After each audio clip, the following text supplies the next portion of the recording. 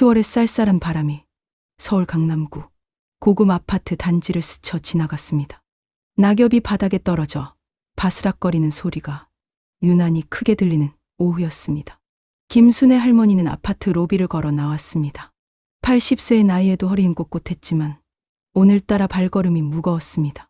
손에 든 핸드백 속에는 방금 받은 투자 계약서가 구겨진 채 들어있었고 그 종이의 무게가 온몸을 짓누르는 것 같았습니다. 며칠 전부터 자꾸만 전화를 걸어오는 남자. 박민수라는 재무상담사였습니다. 처음엔 친절했습니다. 할머니의 건강을 물었고 혼자 사시기 힘들지 않냐고 걱정해 주었습니다. 순애는 오랜만에 누군가 자신을 신경 써준다는 생각에 그의 말에 귀를 기울였습니다.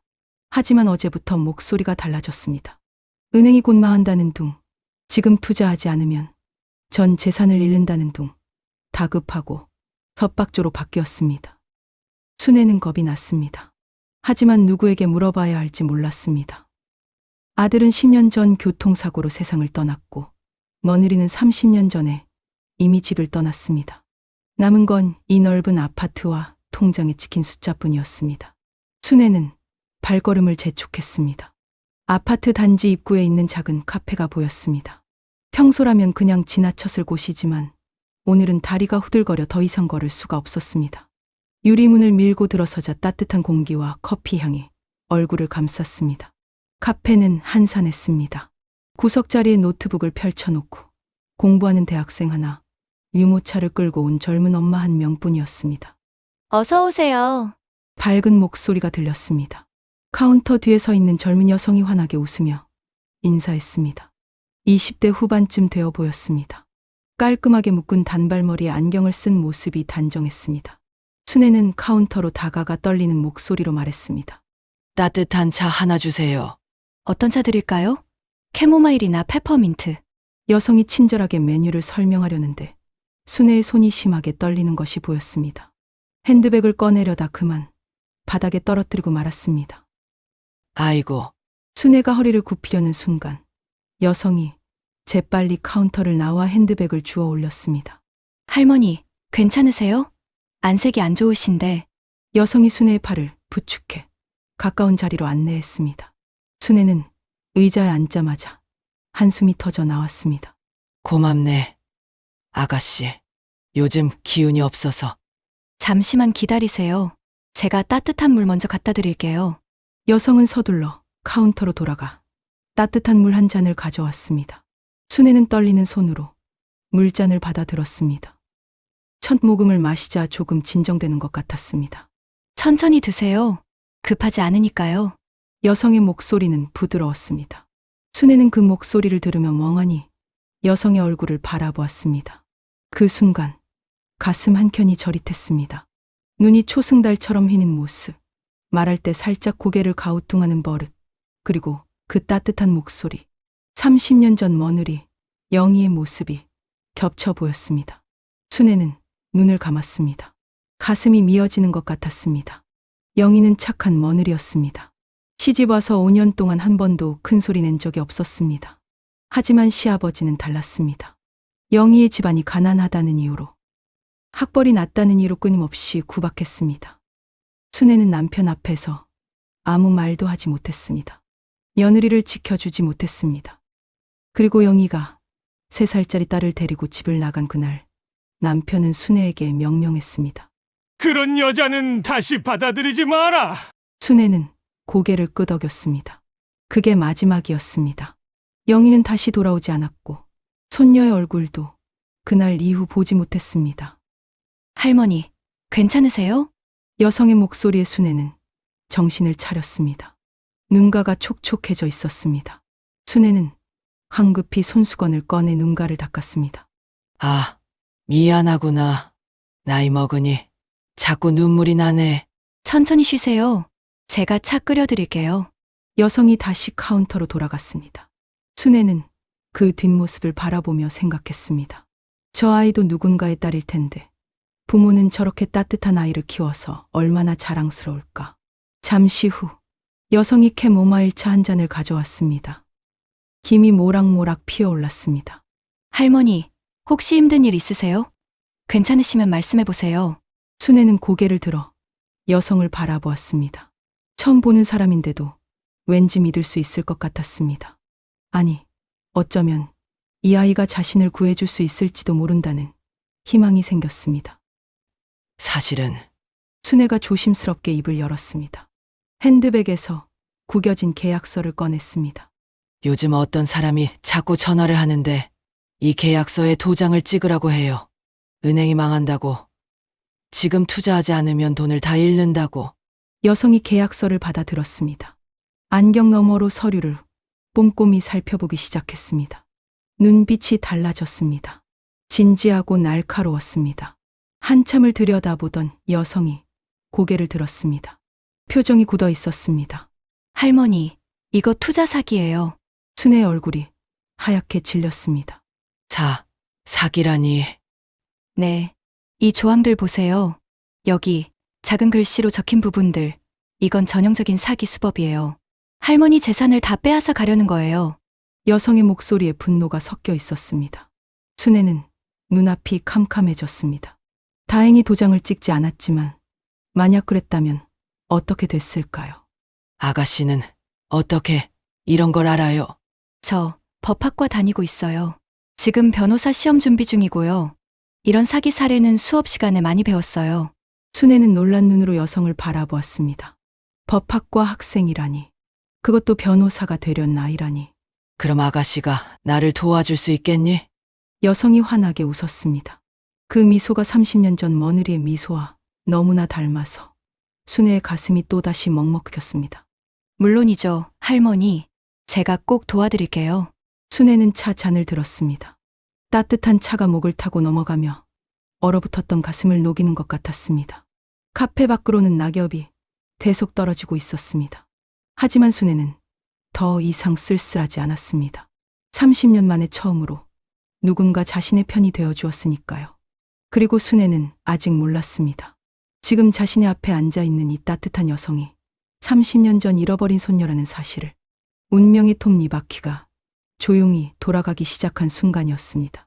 그날 이후 순애는 매일 오후 카페를 찾았습니다. 처음엔 커피 한 잔을 마시러 온다는 핑계였지만 진짜 이유는 지우를 보고 싶었기 때문이었습니다. 30년 만에 처음으로 누군가와 이야기를 나눌 수 있다는 사실이 순애에게는 기적 같았습니다. 지우도 할머니를 기다렸습니다. 오후 3시만 되면 카페 문을 힐끗힐끗 쳐다봤습니다. 순애가 들어서면 환하게 웃으며 자리를 안내했습니다. 어느새 둘만의 자리가 생겼습니다. 창가 구석, 햇살이 따뜻하게 들어오는 2인 테이블이었습니다. 오늘은 날씨가 좋네요, 할머니. 지우가 캐모마일 차를 내오며 말했습니다. 순애는 고개를 끄덕이며 창밖을 바라보았습니다. 은행나무 잎이 노랗게 물들어 바람에 흔들리고 있었습니다. 그러게, 가을이 깊어가는구나. 순애의 목소리에는 쓸쓸함이 배어 있었습니다. 지우는 자리에 앉으며 할머니를 조심스럽게 살폈습니다. 순애의 얼굴에는 피곤함이 역력했습니다.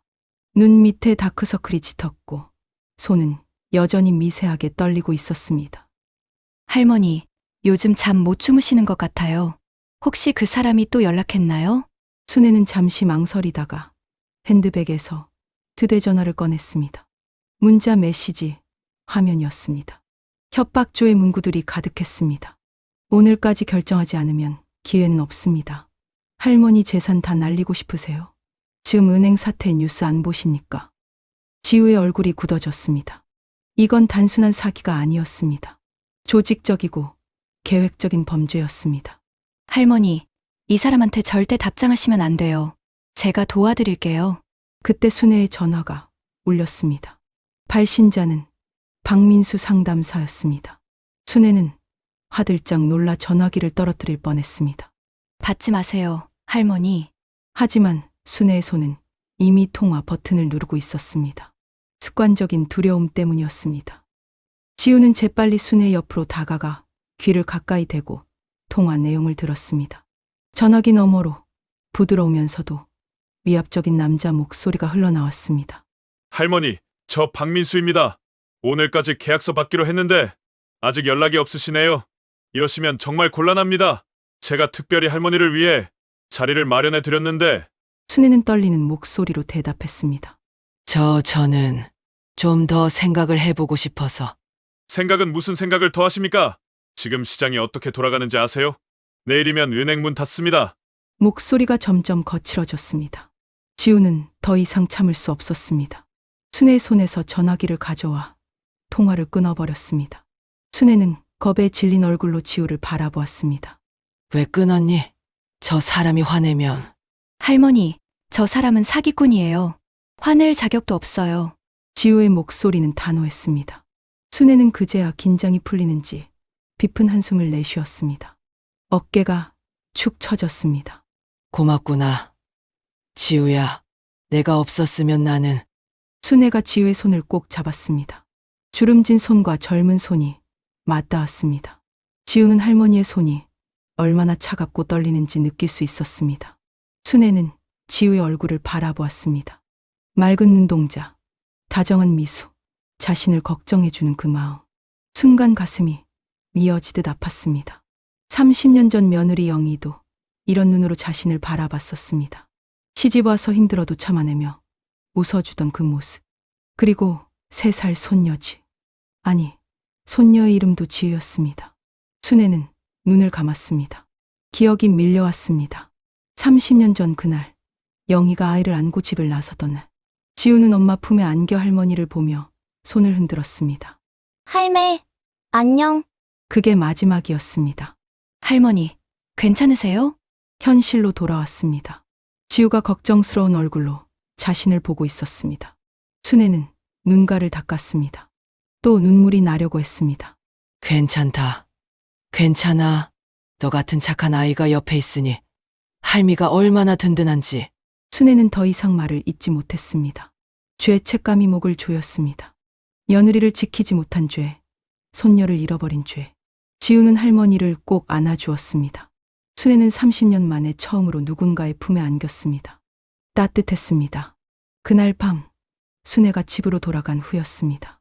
지우는 카페 정리를 하다가 할머니가 두고 간 손수건을 발견했습니다. 하얀 손수건 모서리에 수놓아진 이니셜이 보였습니다. KSA 김순애. 지우는 그 이니셜을 보며 묘한 기분이 들었습니다. 어딘가 낯익은 느낌. 하지만 왜 그런지는 알 수 없었습니다. 한편 아파트로 돌아온 순애는 서랍을 열었습니다. 제일 깊숙한 곳에 작은 벨벳 주머니가 있었습니다. 떨리는 손으로 주머니를 꺼내 열었습니다. 작은 금반지 하나가 나왔습니다. 아기 손가락에 끼울 만한 크기였습니다. 30년 전 손녀의 첫돌 반지였습니다. 영희가 급하게 집을 떠나며 두고 간 유일한 물건이었습니다. 순애는 반지를 손바닥에 올려놓고 눈물을 흘렸습니다. 지우야, 우리 지우. 넌 지금 어디서 뭘 하고 있을까? 그녀는 아직 몰랐습니다. 자신이 매일 만나는 그 따뜻한 아이가 30년 전 잃어버린 바로 그 손녀라는 것을. 다음 날, 박민수는 사무실에서 컴퓨터를 켰습니다. 김순애 할머니 주변을 조사한 보고서가 화면에 떴습니다. 최근 카페 아르바이트생과 자주 접촉. 법학과 학생으로 추정. 박민수의 얼굴이 일그러졌습니다. 계획에 차질이 생기면 안 됐습니다. 그는 전화기를 들었습니다. 압박을 강화할 시간이었습니다. 순애는 3일째 카페에 가지 않았습니다. 아파트 안에서 커튼을 치고 숨어 지냈습니다. 휴대전화는 꺼놓았습니다. 초인종이 울려도 나가지 않았습니다. 택배함에는 박민수가 보낸 등기 우편이 쌓여 있었습니다. 순애는 떨리는 손으로 봉투를 뜯었습니다. 안에는 법원 직인이 찍힌 것처럼 보이는 서류가 들어 있었습니다. 재산 가압류 예정 통지서라는 제목이 선명했습니다. 순애의 얼굴이 하얗게 질렸습니다. 서류에는 협박조의 문구가 빼곡했습니다. 투자금 미납으로 인한 법적 조치, 7일 이내 미이행 시전 재산 압류. 붉은 글씨로 최종 경고라고 적혀 있었습니다. 가짜 서류였습니다. 하지만 순애는 그걸 몰랐습니다. 80년을 살면서 법률 서류를 제대로 본 적이 없었습니다. 남편이 살아있을 때는 남편이 죽은 후에는 아들이 모든 걸 처리해줬습니다. 순애는 바닥에 주저앉았습니다. 손에서 서류가 떨어져 나갔습니다. 심장이 미친 듯이 뛰었습니다. 숨이 가빠졌습니다. 집이 없어진다는 공포, 거리로 쫓겨날지도 모른다는 두려움이 온몸을 짓눌렀습니다. 휴대전화가 울렸습니다. 박민수였습니다. 순애는 떨리는 손으로 전화를 받았습니다. 할머니, 서류 받으셨죠? 이제 더 이상 시간이 없습니다. 오늘 저녁까지 결정하셔야 해요. 아니면 목소리는 차갑고 단호했습니다. 순애는 입이 마르고 말이 나오지 않았습니다. 오늘 저녁 7시에 제가 할머니 댁으로 찾아가겠습니다. 계약서 준비해 놓으세요. 전화가 끊겼습니다. 순애는 그대로 바닥에 앉아 멍하니 벽을 바라보았습니다. 그때 지우의 얼굴이 떠올랐습니다. 도와주겠다던 그 따뜻한 눈빛. 하지만 순애는 고개를 저었습니다. 지우에게 피해를 줄 수는 없었습니다. 저런 무서운 사람들이 지우까지 괴롭히면 어떡하나. 차라리 혼자 감당하는 게 나았습니다. 순애는 서랍에서 도장을 꺼냈습니다. 손이 너무 떨려서 도장을 제대로 잡을 수도 없었습니다. 한편 카페에서는 지우가 불안한 얼굴로 시계를 확인하고 있었습니다. 3일째 할머니가 오지 않았습니다. 전화도 받지 않았습니다. 뭔가 잘못된 것 같았습니다. 할머니, 지우는 앞치마를 벗고 매니저에게 말했습니다. 죄송해요. 급한 일이 생겨서 일찍 퇴근해야 할 것 같아요. 매니저가 고개를 끄덕이자 지우는 서둘러 카페를 나섰습니다. 할머니가 혹시 주소를 말씀하셨던가 기억을 더듬었습니다. 아파트 단지 이름, 동번호. 다행히 멀지 않았습니다. 30분 후 지우는 고급 아파트 단지 앞에 서 있었습니다. 경비실에서 할머니 호수를 확인하고 공번호를 찾았습니다. 엘리베이터를 타고 15층으로 올라갔습니다. 초인종을 눌렀습니다. 1번, 2번, 3번. 아무 대답이 없었습니다. 지우는 문 앞에 조그맣게 앉았습니다. 기다리기로 했습니다. 1시간이 지났습니다. 2시간이 지났습니다. 복도에 석양빛이 들어왔습니다. 지우는 일어나지 않았습니다. 드디어 저녁 6시. 문 안쪽에서 작은 소리가 들렸습니다. 발소리였습니다. 순애가 현관으로 다가오는 소리였습니다. 문이 조금 열렸습니다. 체인이 걸린 틈 사이로 순애의 얼굴이 보였습니다. 얼굴은 창백했고 눈은 부어 있었습니다. 지우야, 왜 여기? 할머니, 왜 연락 안 받으셨어요? 걱정했잖아요. 순애는 고개를 돌렸습니다. 눈물이 흘러내렸습니다. 가거라. 지우야, 나는 괜찮으니까. 너까지 위험해지면 안 돼. 할머니, 무슨 일 있으셨죠? 그 사람이 또 뭐라고 했어요? 지우의 목소리에 눈물이 섞였습니다. 순애는 더 이상 버틸 수가 없었습니다. 체인을 풀고 문을 활짝 열었습니다. 지우는 할머니를 꼭 안았습니다. 순애는 그 품에서 울음을 터뜨렸습니다. 30년간 혼자 참아왔던 외로움, 두려움, 구애가 한꺼번에 쏟아져 나왔습니다. 할머니, 혼자 견디지 마세요. 제가 도와드릴게요. 제발 저를 믿어주세요. 지우의 간절한 목소리에 순애는 고개를 끄덕였습니다. 바닥에 흩어진 위조, 서류들을 지우가 주워들었습니다. 하나하나 살펴보던 지우의 얼굴이 굳어졌습니다. 이건 완전히 가짜예요. 법원 직인도 위조고요. 할머니, 이 사람들은 조직적인 사기꾼이에요. 혼자 대응하시면 안 돼요. 지우는 휴대전화를 꺼냈습니다. 전화번호부를 스크롤했습니다.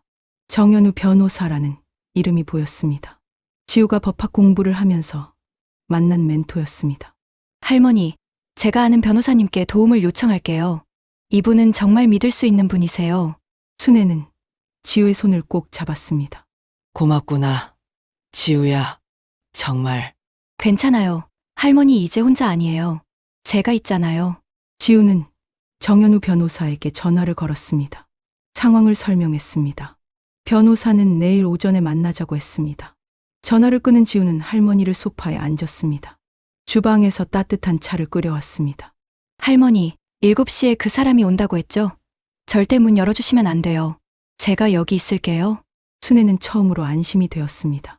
누군가 자신의 편이 되어준다는 사실이 이렇게 든든할 줄 몰랐습니다. 7시 정각, 초인종이 울렸습니다. 박민수였습니다. 하지만 문은 열리지 않았습니다. 그 안에서는 할머니와 손녀가 나란히 앉아 서로의 손을 꼭 잡고 있었습니다. 희망의 씨앗이 싹트기 시작한 순간이었습니다. 다음 날 오전, 정현우 변호사가 순애의 집을 찾아왔습니다. 50대 초반의 온화한 인상을 가진 남자였습니다. 회색 정장에 서류 가방을 들고 있었습니다. 처음 뵙겠습니다. 할머니, 정견우 변호사입니다. 정 변호사는 공손하게 인사했습니다. 순애는 어색하게 고개를 숙였습니다. 변호사를 지대들인 건 생전 처음이었습니다. 거실 소파에 셋이 둘러앉았습니다. 테이블 위에는 박민수가 보낸 서류들이 쌓여 있었습니다. 정 변호사는 안경을 고쳐 쓰고 서류를 하나하나 살펴보기 시작했습니다. 그의 표정이 점점 굳어졌습니다. 눈썹이 찌푸려지고 입술이 굳게 다물어졌습니다. 한참을 들여다보던 그가 고개를 들었습니다. 전형적인 조직형 사기입니다. 이 서류들은 모두 위조된 겁니다. 법원 직인도 가짜고 재판 번호도 존재하지 않는 번호예요. 순애는 한숨을 내쉬었습니다. 지우가 맞았습니다. 다행히 도장을 찍지 않았습니다. 할머니, 이 박민수라는 사람과 통화 내용이나 문자 기록이 남아 있습니까? 네. 있습니다. 순애가 휴대전화를 건넸습니다. 정 변호사는 문자함을 확인했습니다. 협박성 메시지들이 수십 통 쌓여 있었습니다. 좋습니다. 이것들은 증거가 됩니다. 지금부터 녹음을 해야 합니다. 그 사람이 다시 전화하면 제가 시키는 대로 대응하세요. 정 변호사는 노트북을 꺼내 기록을 시작했습니다. 지우는 부엌으로 가서 차를 준비했습니다. 순애는 그 뒷모습을 지켜보았습니다. 지우가 찻잔을 꺼내 물을 끓이는 모습, 찻잎을 정성스럽게 넣는 손놀림, 그리고 잔을 나르며 조심스럽게 걷는 모습. 모든 것이 30년 전 며느리 영희와 똑같았습니다. 순애의 가슴이 두근거렸습니다. 영희도 저렇게 차를 내왔습니다.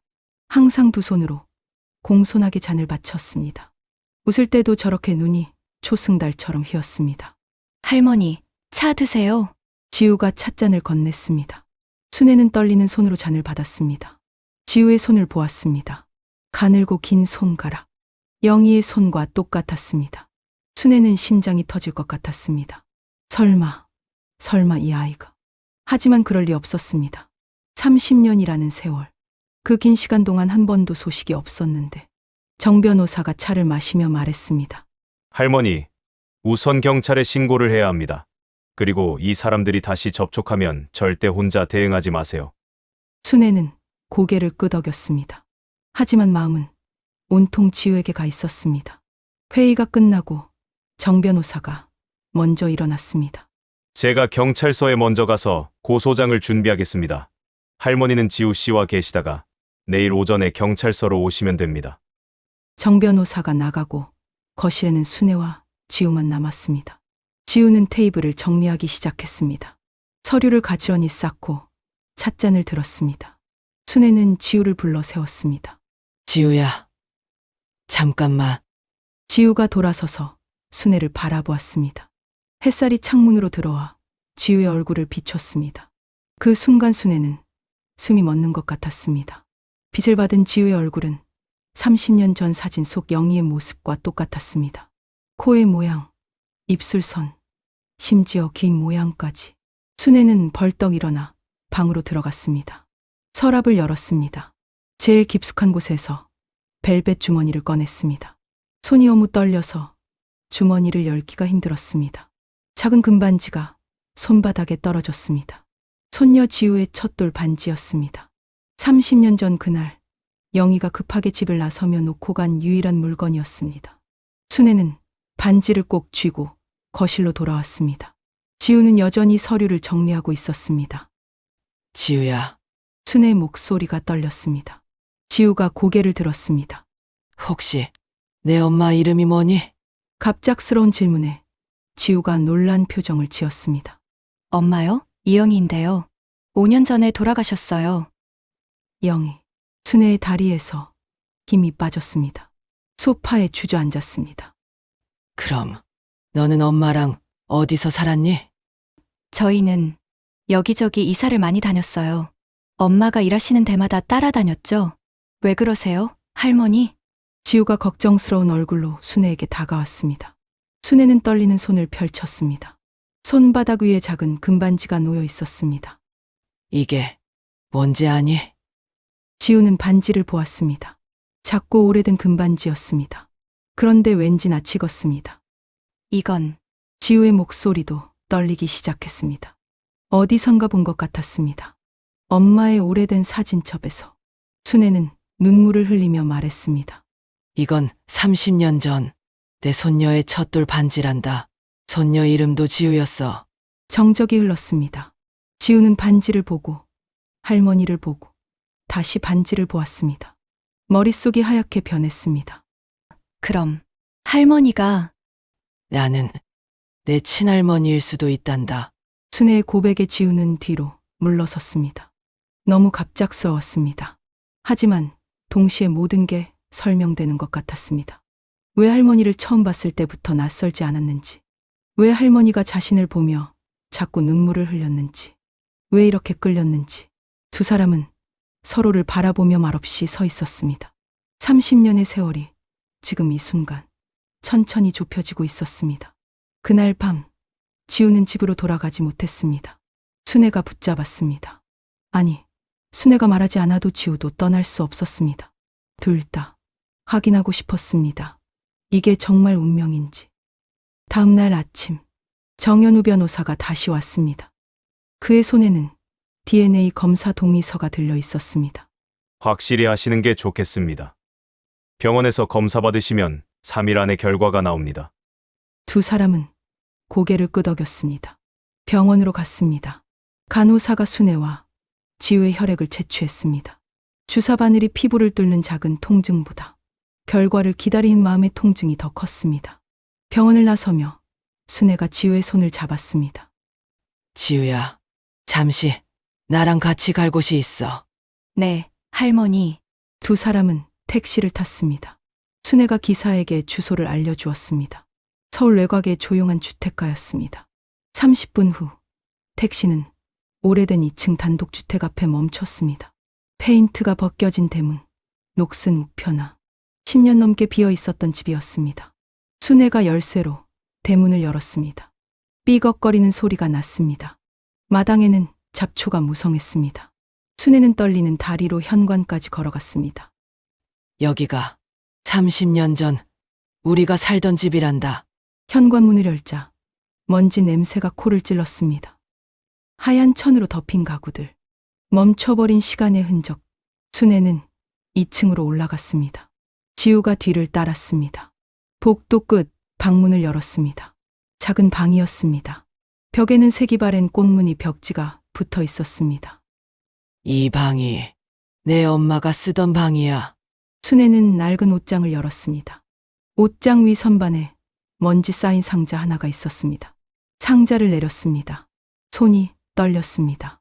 상자를 열었습니다. 안에는 오래된 사진첩이 들어 있었습니다. 순애는 사진첩을 꺼내 바닥에 앉았습니다. 지우도 옆에 앉았습니다. 첫 페이지를 펼쳤습니다. 젊은 여성의 결혼 사진이 보였습니다. 소박한 한복을 입은 신부가 수줍게 웃고 있었습니다. 지우는 숨을 멈췄습니다. 사진 속 여성은 자신이 알던 엄마보다 훨씬 젊었지만 틀림없었습니다. 엄마였습니다. 페이지를 넘겼습니다. 배가 부른 영희의 사진, 아기를 안고 있는 사진, 그리고 3살쯤 되어 보이는 아이의 돌잔치 사진. 지우는 그 아이를 보았습니다. 통통한 볼, 호기심 가득한 눈동자. 자신의 어린 시절 사진과 똑같았습니다. 기억나지 않는 시간. 자신에게도 이런 행복한 순간이 있었다는 사실이 낯설었습니다. 순애는 떨리는 목소리로 말하기 시작했습니다. 내 엄마는 정말 좋은 사람이었어. 착하고 순하고 누구보다 너를 사랑했지. 하지만 순애의 목소리가 끊겼습니다.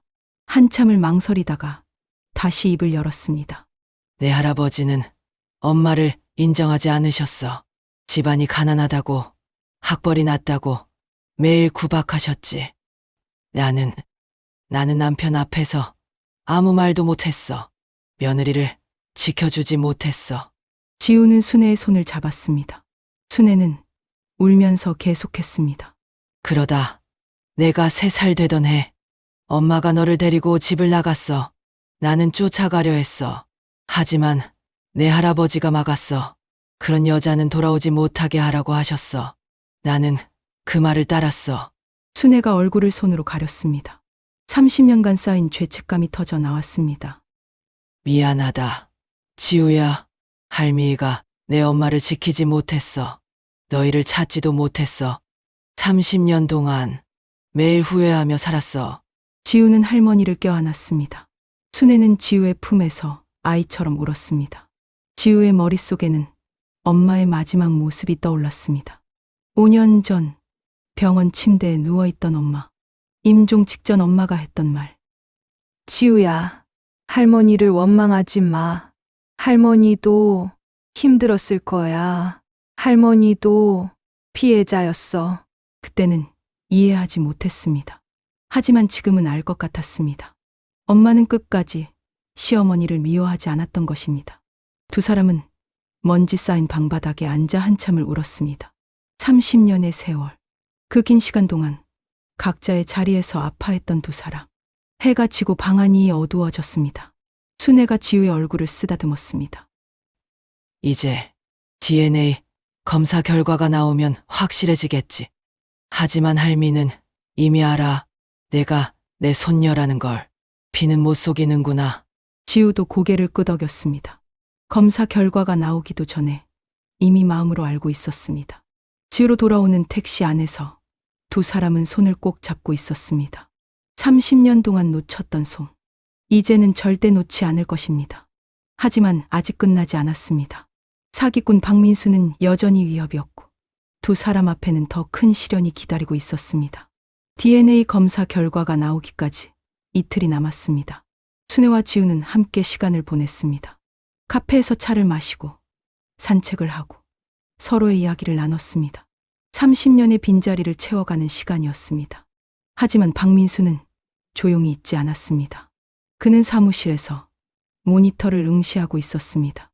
화면에는 순애와 지우가 카페에서 웃으며 이야기하는 모습이 찍혀 있었습니다. 누군가 멀리서 몰래 찍은 사진이었습니다. 박민수의 입가에 차가운 미소가 번졌습니다. 옆에 앉은 부하 직원이 보고했습니다. 한지우, 33세, 법학과 학생입니다. 변호사 시험 준비 중이고요. 현재 카페에서 아르바이트 중입니다. 박민수가 사진을 가리켰습니다. 저 아가씨 때문에 할머니가 계약을 안 하는 거군. 그럼 저 아가씨를 어떻게든 해야겠지. 그날 저녁 지우는 카페 문을 닫고 퇴근 준비를 했습니다. 시계를 보니 밤 10시였습니다. 어둡고 조용한 골목길을 걸어야 했습니다. 카페를 나서자 차가운 바람이 얼굴을 스쳤습니다. 가로등 빛이 희미했습니다. 지우는 핸드백을 꼭 쥐고 걸음을 재촉했습니다. 뒤에서 발소리가 들렸습니다. 지우는 뒤를 돌아보았습니다. 두 명의 남자가 따라오고 있었습니다. 검은 옷을 입고 모자를 눌러 쓴 모습이었습니다. 지우의 심장이 빨라졌습니다. 걸음을 빠르게 했습니다. 남자들도 속도를 냈습니다. 거리가 좁혀졌습니다. 골목 입구에 도착했을 때 한 남자가 지우의 앞을 가로막았습니다. 지우는 비명을 지르려 했지만 다른 남자가 뒤에서 입을 막았습니다. 조용히 해. 우리는 당신을 해치려는 게 아니야. 그냥 경고만 하려고. 남자가 지우의 귀에 속삭였습니다. 숨결이 차갑고 위협적이었습니다. 한지우 씨, 김순애 할머니 일에서 손 떼. 계속 관여하면 다칠 수 있어. 알아들었지?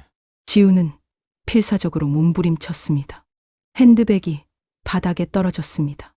남자들이 지우를 놓아주고 사라졌습니다. 지우는 그 자리에 주저앉았습니다. 온몸이 떨렸습니다. 한참 후 지우는 떨리는 손으로 핸드폰을 꺼냈습니다. 순애에게 전화를 걸려다 멈췄습니다. 할머니가 걱정하실 것입니다. 대신 정현우 변호사에게 전화했습니다. 30분 후 정 변호사가 도착했습니다. 지우를 병원으로 데려갔습니다. 다행히 큰 부상은 없었습니다. 하지만 마음의 상처는 깊었습니다. 다음 날 아침 순애의 집 초인종이 울렸습니다. 순애가 문을 열자 택배 기사가 서 있었습니다. 봉투를 받아 열었습니다. 안에는 지우가 습격당하는 장면을 찍은 사진이 들어 있었습니다. 그리고 짧은 메모. 오늘 오후 3시 당신 집으로 찾아가겠습니다. 계약서 준비하세요. 거부하면 다음은 지우 양이 다칠 겁니다. 순애의 손이 떨렸습니다. 사진 속 지우는 겁에 질린 얼굴로 남자들에게 붙잡혀 있었습니다. 순애의 가슴이 찢어지는 것 같았습니다. 순애는 곧바로 지우에게 전화했습니다. 지우야, 괜찮니? 무슨 일 있었니? 전화 너머로 지우의 떨리는 목소리가 들렸습니다. 할머니, 저는 괜찮아요. 걱정 마세요. 하지만 목소리로 알 수 있었습니다. 지우가 다쳤다는 것을. 순애는 이를 악물었습니다. 오후 2시 순애는 결심을 했습니다. 서랍에서 도장을 꺼냈습니다. 계약서를 테이블 위에 펼쳤습니다. 재산을 다 빼앗겨도 좋았습니다. 손녀만 안전하다면 30년 만에 찾은 손녀를 또다시 잃을 수는 없었습니다. 오후 3시 정각 초인종이 울렸습니다. 순애는 문을 열었습니다. 박민수가 서 있었습니다. 정장을 입고 서류 가방을 든 모습은 여전히 점잖아 보였습니다. 하지만 눈빛은 차갑고 잔인했습니다. 할머니, 현명한 선택하셨죠? 박민수가 거실로 들어왔습니다. 테이블 위에 계약서를 보고 만족스러운 미소를 지었습니다. 좋습니다.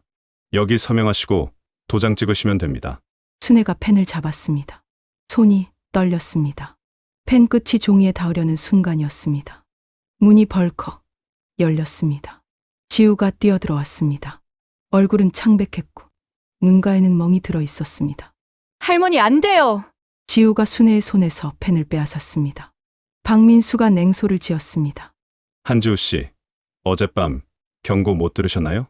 그때 순애가 벌떡 일어났습니다. 80세 노인의 몸이었지만 눈빛만큼은 호랑이처럼 매서웠습니다. 내 손녀를 건드리지 마! 순애의 외침에 박민수가 움찔했습니다. 순애는 떨리는 몸을 일으켜 지우 앞을 가로막았습니다. 내 재산을 다 가져가도 좋아. 하지만 이 아이는 절대 안 돼. 이 아이는 내가 30년 만에 찾은 내 손녀야. 순애의 목소리는 흔들렸지만 힘이 있었습니다. 박민수는 비웃었습니다. 손녀, 갑자기 무슨 소리를? 그때 현관문이 다시 열렸습니다. 정현우 변호사가 경찰 2명과 함께 들어왔습니다. 박민수 씨, 당신을 사기와 협박, 폭행교사 혐의로 체포합니다. 박민수의 얼굴이 하얗게 변했습니다. 정 변호사가 손에 든 녹음기를 보여주었습니다. 당신이 부하들에게 지시한 통화 내용 다 녹음되어 있습니다. 경찰이 박민수에게 수갑을 채웠습니다. 박민수는 발버둥 쳤지만 소용없었습니다. 순애는 지우를 꼭 안았습니다. 두 사람은 서로를 부둥켜 안고 울었습니다. 가장 어두운 순간을 함께 이겨낸 할머니와 손녀였습니다. 박민수가 체포되고 3일이 지났습니다. 병원에서 전화가 왔습니다. DNA 검사 결과가 나왔다는 연락이었습니다. 순애와 지우는 함께 병원으로 향했습니다. 택시 안에서 두 사람은 손을 꼭 잡고 있었습니다. 말은 없었지만 서로의 떨림이 느껴졌습니다. 검사실 앞 복도에 앉아 기다렸습니다. 시계 초침 소리가 유난히 크게 들렸습니다. 순애는 지우의 손을 놓지 않았습니다. 30년 만에 잡은 손을 다시는 놓고 싶지 않았습니다. 김순애, 한지우님. 간호사가 이름을 불렀습니다. 두 사람은 일어나 진료실로 들어갔습니다. 의사가 서류를 들고 있었습니다. 검사 결과 나왔습니다. 의사가 서류를 건넸습니다. 순의 손이 너무 떨려서 지우가 대신 받았습니다. 지우가 서류를 펼쳤습니다. 가장 위에 굵은 글씨로 결과가 적혀 있었습니다. 친손 관계 확률 99.99%. 지우의 눈에서 눈물이 떨어졌습니다. 종이 위에 눈물 자국이 번졌습니다. 순애도 울었습니다. 두 사람은 서로를 껴안았습니다. 할머니, 지우야, 우리 지우야. 30년 만의 재해가 과학적으로 증명된 순간이었습니다. 더 이상 의심할 여지가 없었습니다. 이 아이는 순애의 손녀였고 순애는 지우의 할머니였습니다. 병원을 나서며 순애가 지우의 손을 잡았습니다.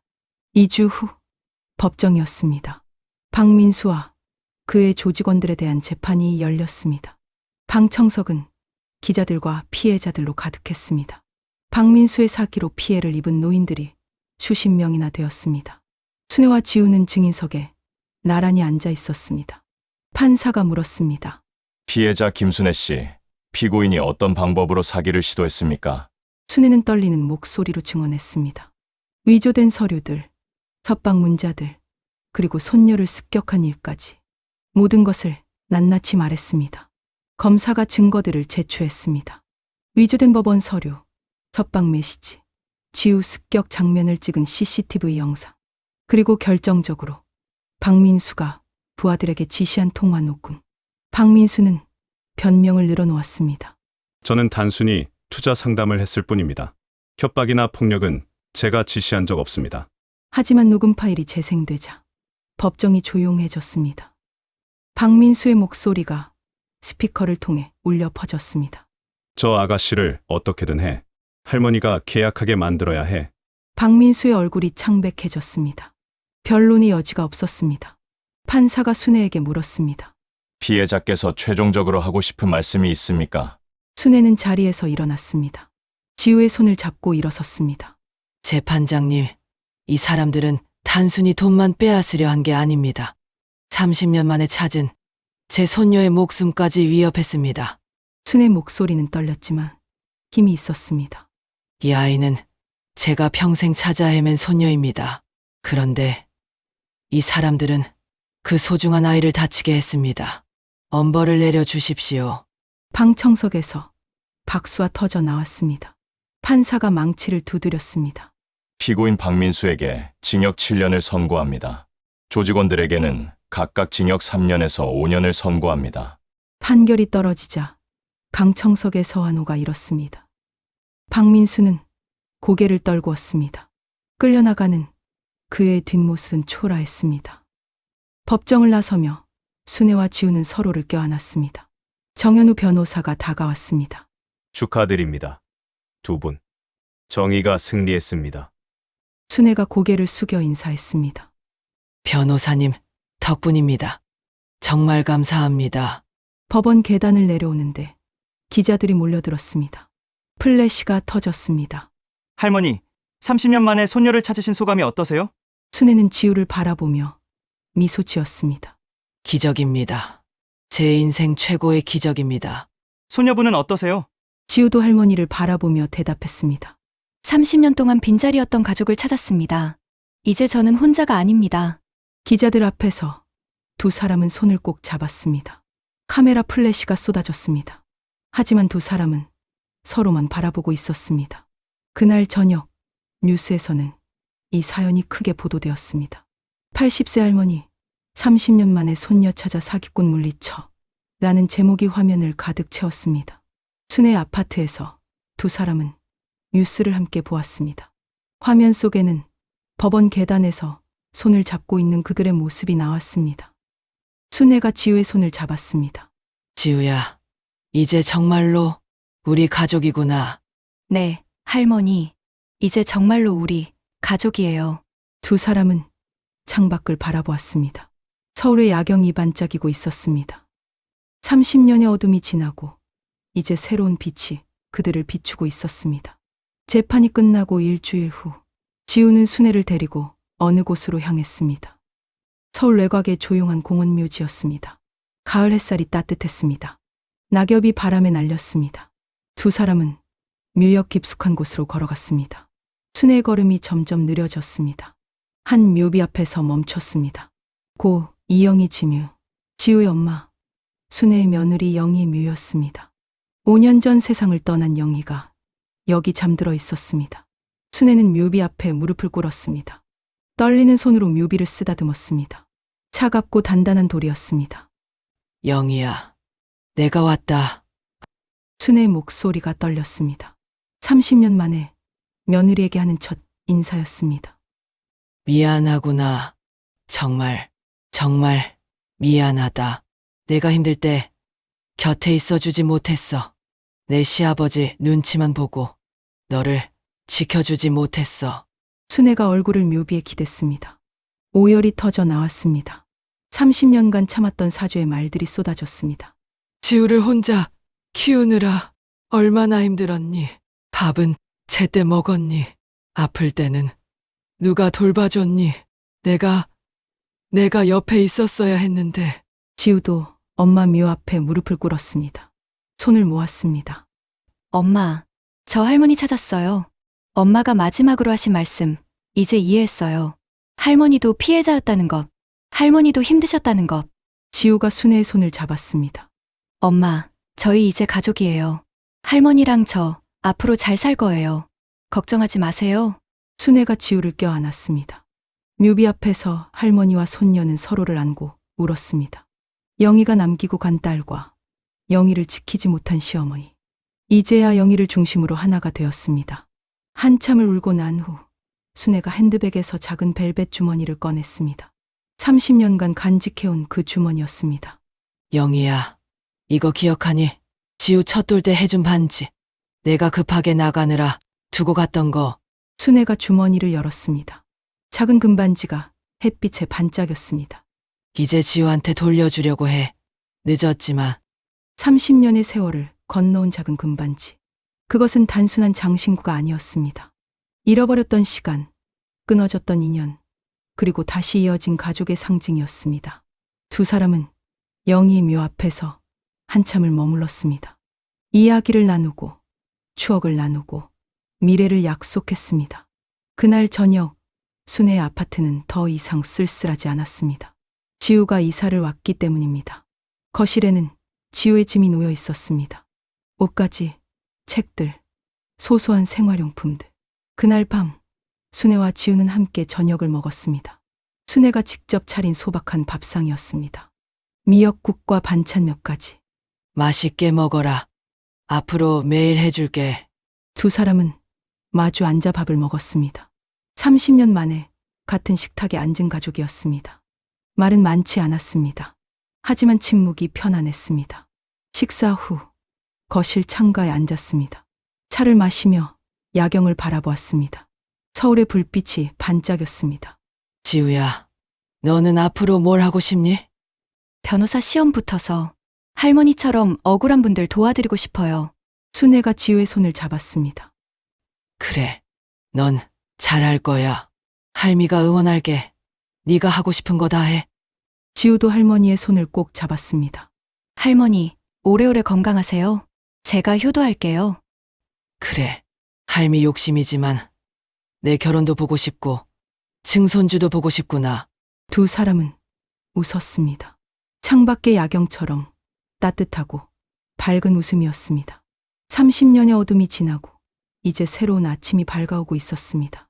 80세의 할머니와 손녀. 잃어버렸던 시간은 되돌릴 수 없었습니다. 하지만 앞으로의 시간은 함께할 수 있었습니다. 손을 맞잡은 두 사람의 그림자가 창문에 비쳤습니다. 길었던 겨울이 끝나고 봄이 오는 것처럼 할머니와 손녀의 새로운 계절이 시작되었습니다. 그들의 이야기는 많은 사람들에게 희망을 주었습니다. 포기하지 않으면 기적은 일어날 수 있다는 것. 진심은 반드시 통한다는 것. 그리고 가족이란 결코 늦지 않았다는 것을. 오늘도 어딘가에서 누군가는 잃어버린 가족을 찾고 있을 것입니다. 그들에게 이 이야기가 작은 희망이 되기를. 30년 만에 다시 만난 할머니와 손녀의 기적 같은 이야기가